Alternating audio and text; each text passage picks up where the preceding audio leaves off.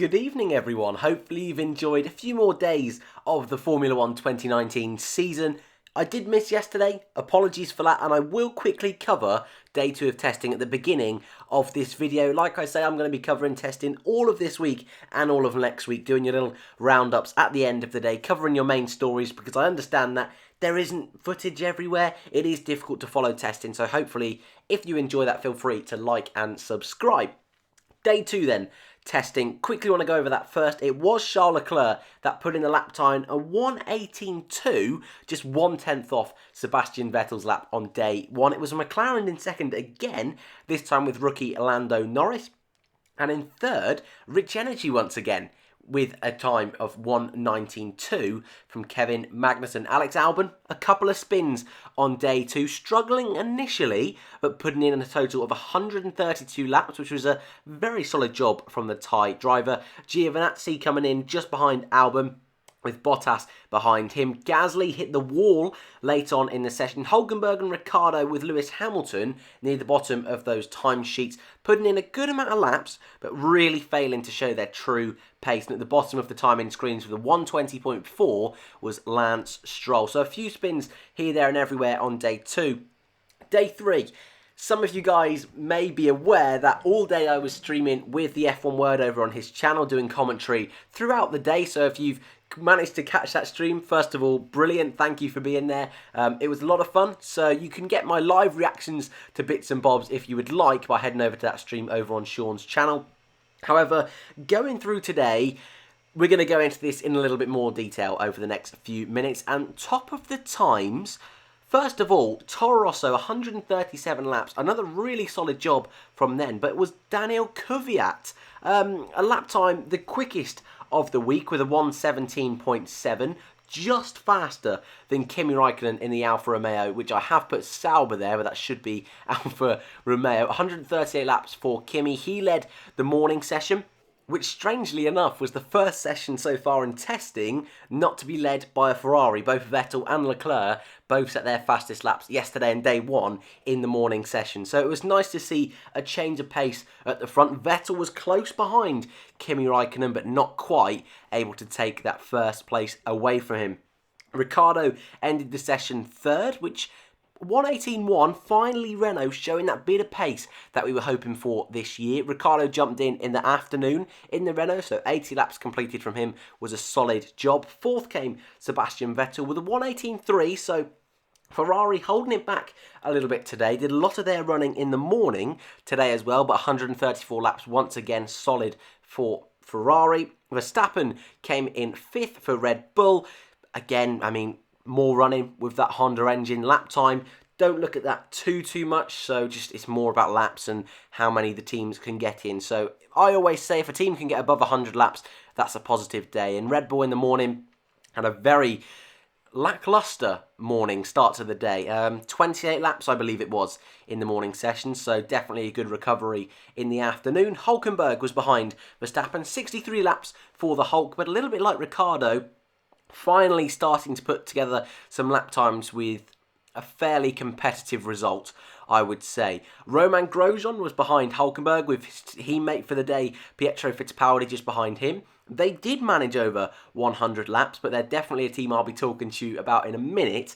Difficult day for Haas F1, and yes, being the team I support most, it was an odd one. So that's definitely one we'll talk about in a little bit more detail in a second. Carlos Sainz, 90 laps.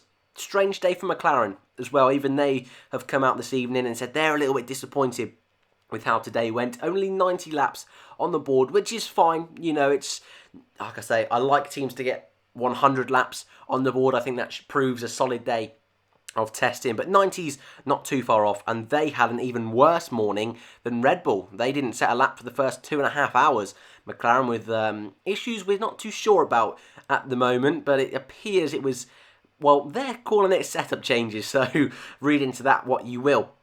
Bottas and Hamilton setting 2 of the slowest laps of the day. For Bottas it was a 1:20.6, for Hamilton a 1:20.8. However, I think Mercedes were incredible today. You look at those times and you think, well, that's pretty awful.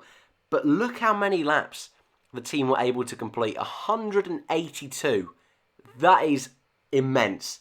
That is incredible. So, Mercedes definitely the team of the day, if you want to call it that. But also Toro Rosso coming out of nowhere really with that Honda power. So impressive from them, and Sauber in their long runs looked particularly good. And I expect to see them doing well this season and fighting maybe near the front of that midfield. So that would be really great to see Kimi Raikkonen still thereabouts in that fight. The final driver on the standings was George Russell. Yes, Williams are out on the circuit, which is a strange thing to say, isn't it? They finally showed up to testing. You'll see a few photos throughout this slideshow. Crazy week for Williams, really is. And I spoke a bit about it on Monday. I spoke about it a lot today with Sean, but I think it boils down to is, first of all, that's not good. That's the main talking point. Is it's not ideal. There you go. There's the Williams. There's George Russell. Their pace didn't look great. You know, only 23 laps in total completed. Again, not good. They weren't out this morning. They were just out this afternoon. Today for the team was very much a shakedown. So what I mean by this is just making sure the car works, to be totally honest with you, because they haven't had a chance to use this car yet. This is completely, well, for teams like Mercedes that have had their own shakedown at Silverstone, showed up to testing straight away doing 100 laps. Ferrari similar. Williams are just making sure the car works. So they're at a very different stage to other teams. And I don't think 2 days of testing missed is the complete end of the world. But when you look how close this midfield's going to be, maybe any chances of pushing up that midfield just a little bit have perhaps gone out the window. And it's, you know, it's not the complete be-all and end-all. 2 days. You look at Racing Point, who haven't even hit 200 laps yet. You know, Mercedes in 2 days have... Well, today Mercedes almost did 200 laps. So there's stories up and down the grid of teams struggling. But Williams, I think what we can take away from today is it's brilliant that they've showed up. That was the target for today. Get out on track. And they have done that. Not a competitive time yet. Tomorrow, I think, is going to be the first real test for Williams and our first real chance to judge that car with Robert Kubica in the car tomorrow. Talking about Racing Point, another difficult day. Only 67 laps completed today. As I mentioned, not even 200 laps in total completed for them. They seem the real mystery on the grid. You might think, oh, well, Williams surely is the mystery. But we know there's issues there with funding, with the fact they couldn't get the car together quick enough for the test. Force India, or Racing Point as they're now known, for them, we don't really understand why they're not doing enough running. There doesn't seem to be much issues within the team, so maybe it's just the programs they're running over these first few days, but it is a cause for concern, I would say, and something I want to be keeping my eye on for tomorrow, the last day of this week for testing, and then the 4 days next week, Tuesday through till Friday. But I think the final thing I want to leave on today, we saw spins from Carlos Sainz.